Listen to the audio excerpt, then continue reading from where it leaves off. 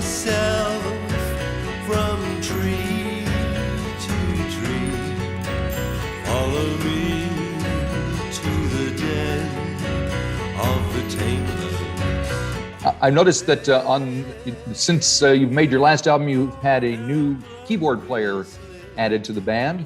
And the first thing that you hear on the new album is indeed the keyboard. So maybe tell me a little bit about her and also the song, which is a title track for the album.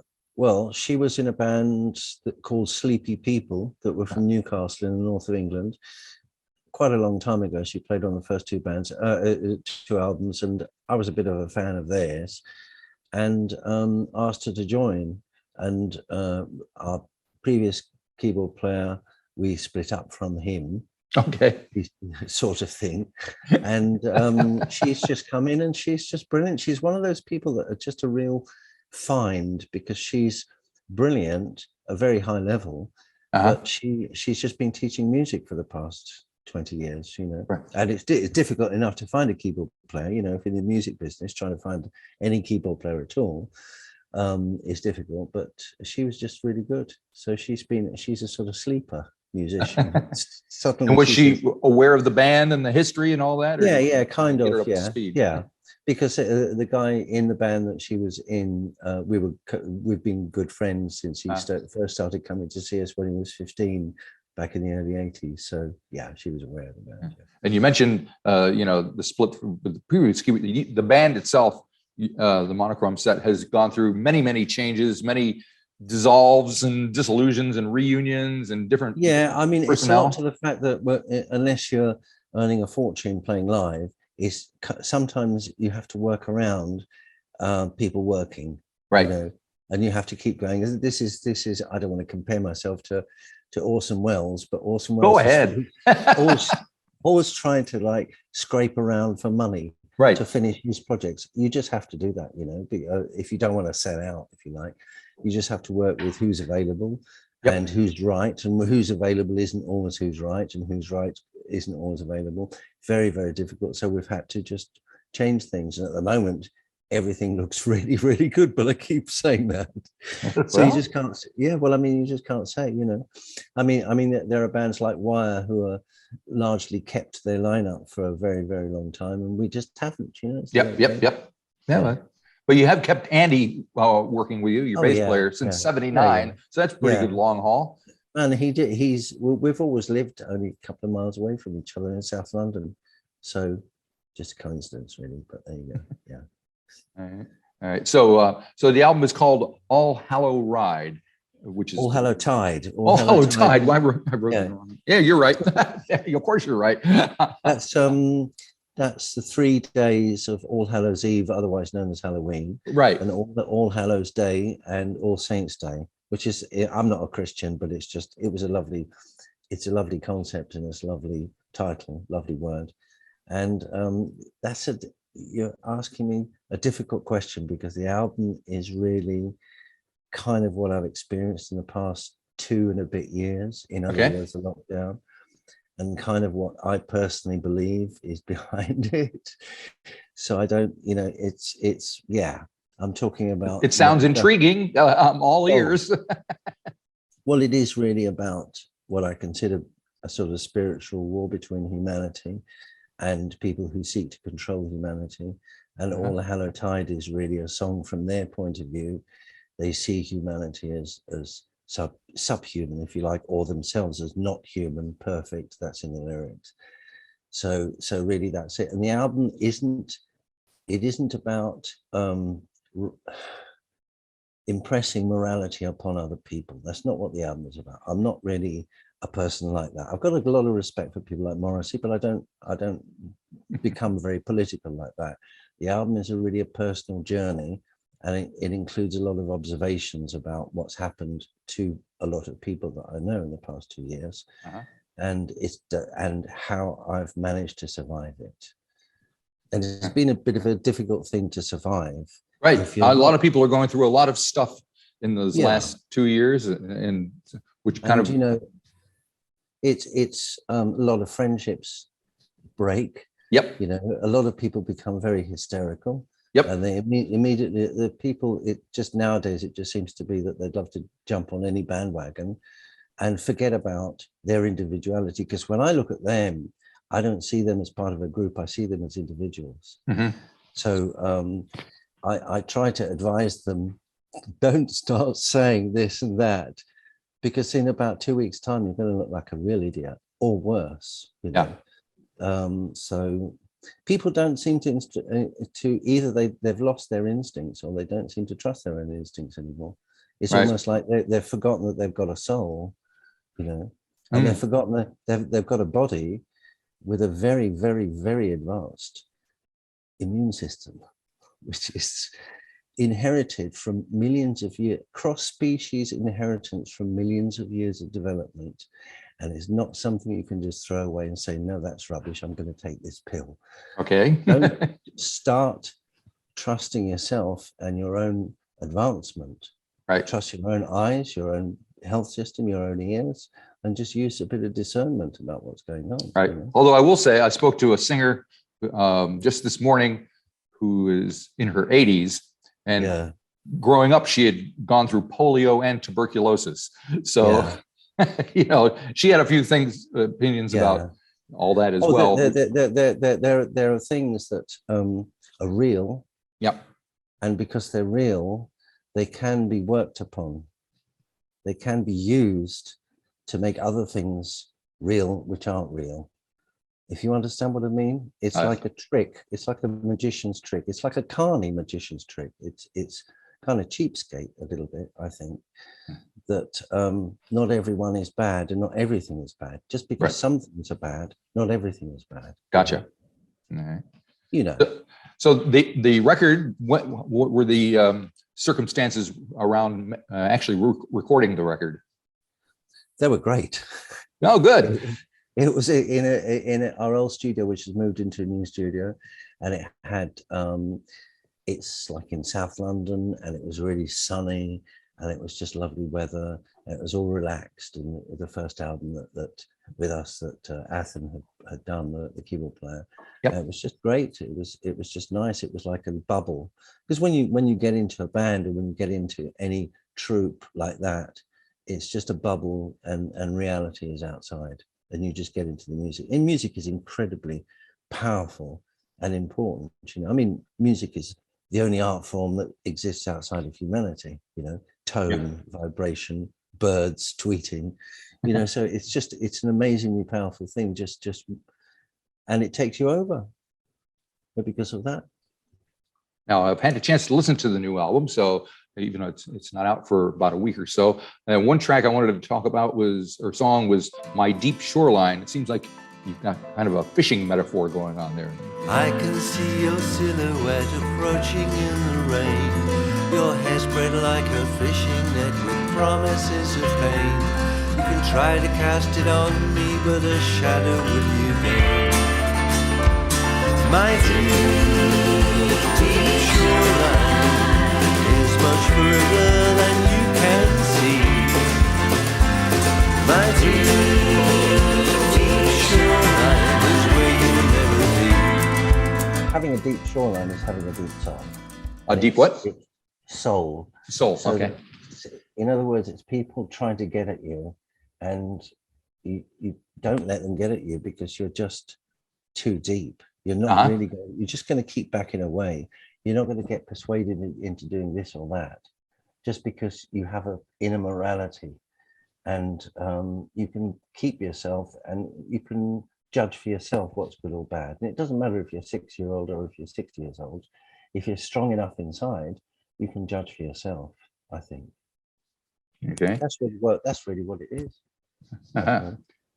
And as we've said, the you and the band have been around for a long time. Do you find that folks who were maybe buying this record back in 1980 are still following, or do you have a new and different audience? No. Well, we have a new different audience just because people get bored and people die. Right. So we do pick up younger folk all the time, you know, and people who come to our audience because their mum bought the album back in the 80s. So, and that's good. They've just, but we have a lot of the same fans, and we keep. I'd like to think that we keep making good records, interesting records, and there's something about each record which is genuinely different, but still us. Right. We don't keep churning out the same thing, and I never felt anyway that we were. I mean, we were the proper example of a new wave band in that we had our own sound. We were individuals. We weren't part of the punk movement, and I don't know what post-punk means because at the time nobody was using the phrase post-punk. No, it's a term that just evolved after the fact. It's the funny thing is, in those days there was punk and new wave, and there was an art school, and we were called art school. And new wave bands, the Damned were called new wave because they weren't outright punk. And it's like, well, when you look back on it, you think, well, the Damned are a punk band, but they weren't considered a punk band at the time because they didn't exactly look. Well, Dave Vanian didn't look like a punk band. So we were just considered new wave or art school, and that's it, you know. Yeah. You released a couple of tracks already, and you're saying, you know, so most people haven't heard the whole album, and to you each album is somewhat different. So how would you explain to folks how this one differs from the previous records? Well, it's much more personal, and it's more intimate, it's darker, it's more personal. But when I say it's darker, it's not nasty dark. No. You know, there's a kind of warmth to the album, and a relaxed warmth, if you like. And there's, even though probably to someone who hasn't heard all the Monochrome album, it might still sound very rich sounding, but it's actually, there's less instrumentation on it, there's more vocal on it, there's more keyboard on it. It's just got a different sound. It's more acousticy sort of thing, you know. Well, right. Yeah, I mean, the second track, Ballad of the Flaming Man, almost sounds catchy and poppy. Run away. Down to the river and dive. Run away. Under the water and swim. We can't cut, I mean, you know, some of those, I think that our greatest trick is to write something which sounds substantial, but it's only 3 minutes long. Right. That's a trick which Tamla writers like Carole King used to do. You know, just this fantastic song, and everyone remembers it forever. And it's like it's only a 2 or 3 minute song. You know, I think that's great. I don't like songs which go on forever. You know, it's just the same thing all the time. You know, I just like to pack in a lot. Just so you're not a big fan of American Pie. That went on, but I'm 8 minutes long. Yeah. But no, I mean, we're heavily influenced by American music, and you can hear that. I mean, that was really something which somewhat kept us apart from the other UK bands at the time of the late 70s, early 80s, that we were so influenced by actually West Coast more than anything. Wow. But just an American style of writing, an American pop and that kind of thing. I mean, I was more influenced by Tamla than the Beatles, but I was influenced by the Beatles as well. Right. We weren't embarrassed by that, you know. Because I mean, a lot of them, they didn't. I remember Rat Scabies of the Damned came up to me during a show and whispered in my ear, "Don't tell anyone, but I used to really love Genesis." You know. Don't tell anybody. But I mean, we were just in our own thing, doing our own thing. We weren't listening to other people. We weren't necessarily dressing like other people. We just wanted to do our own thing, which was, you know, really what punk and new wave and all that was about, was doing something which was more relevant for our age group. Yeah, that's why people went into it, you know. Well, it's interesting you say that about Rat Scabies and Genesis, because I think supposedly the rumor, the common knowledge is that the reason Glenn Matlock got thrown out of the Sex Pistols because he said he liked the Beatles. So, you know, and that seemed to be a difference between American and English punk scene. I mean, the Ramones were proud of their, you know, playing Ronettes songs and, you know, old stuff from the 60s, where the English scene kind of rejected all of that stuff, or at least they seemed to. There was a fair amount of arrogance about it, I think. You know, hipster arrogance, if you like, in a way. Hard to imagine Johnny Rotten as a hipster, but maybe. Well, he isn't really. I mean, he is a genuine artist, but he does play Johnny Rotten Yeah, he plays the part of Johnny Rotten. he does well. He is a very talented, genuine artist. So Yeah. Anyway, another track I was hoping to touch on was "Resplendent in the Darkness." Speaking of the darker side, so there's a line about, "Is this a movie that I'm starring in?" Is that how you kind of look at yourself? Is this a movie that I'm starring in? Is it a comedy? It doesn't seem to me to be. The script is changing nearly every day. I never know what to say, whether to stay or go away. And all the little imps are gasping, grasping as they try to steal the stars from the sky. That's the way I've seen the past couple of years. Yeah, as a movie that's being played out. And the one thing about the movie is you can't change. Why I talk about the moon and demons leaping up and trying to change it. You can't change nature. You can't change it. All you can ever do is live with it or destroy it. You can't actually make it better. It's been around a really, really long time. And it's what's ideal for the earth. If there was something else ideal for the earth, it would have happened already. Right. Yep. So that's what it is. It's actually everything that you see around you, which is natural, is incredibly advanced. It's not savage or backward. It's actually much more advanced than you are, kind of thing. So. Yep. So is the band preparing to perform live? We have done already, and we are booking an awful lot of gigs in the UK, but of course they're all travel restrictions, so we can't. We had to cancel 2 tours of America, which cost us a lot of money. Yeah. Hopefully things will, because it costs a lot, the visas and all that business. It costs a lot to cancel stuff.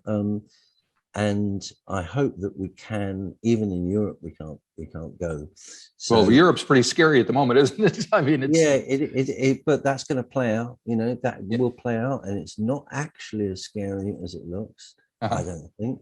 Okay. But I think that it will just play out, and there's not going to be any awful sort of Nagasaki style thing happening there. It just isn't going to happen. Fingers crossed.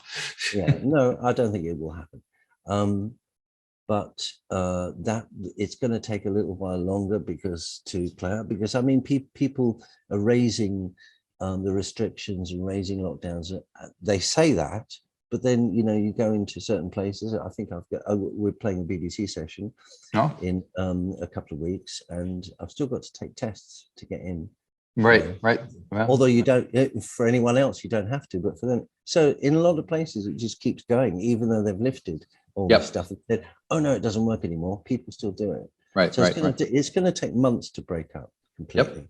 Yep. And because of that, it's going to take a while for us to get into Europe, to go to America, to go to Japan. We actually had something which was set up, which was a double headline with Wire in Tokyo. Oh, right. It would have been fantastic, because I haven't met them. Bring that show here. Yeah, that would be great, because I mean, we used to know them fairly well, because they had the same management company as us. Right. And so Colin used to live only about 2 miles away, and his wife at the time did all of our band photos. Cool. In circa 1980. So it was good, and one of them used to live across the road from where we used to rehearse. Yep. Which was a whole load of bands used to rehearse in these squats, in Brixton. So we all kind of knew each other. So it'd be great to meet them again. Yeah. And how did the new stuff shape up live? Did they take any kind of changes musically? Or? Always, because a record is what I say is a record of the band as it was at the time. Yep. And just a year after listening to an early Crosby, Stills and Nash record, they play it live and it's just completely different. It's just that instantly you have to change it, and you have to rearrange it, because you don't have all these beautiful backing vocals that we had on that album, and you don't have loads of guitars. You've only got one. Yep. So you have to not actually change the arrangement or the length of the song, just the way we approach it. And sometimes it just doesn't work, unfortunately. A lot of people get a bit frustrated that we don't play certain songs live. It's just because we rehearsed them. We say, no, that's rubbish. that's just appalling because there's only 4 of us, you know. Right. So right. we have to work with other songs, you know. Yeah, But very so good. far, so, yeah, it's okay. And it's been fairly quick between albums. Are you thinking about the next one?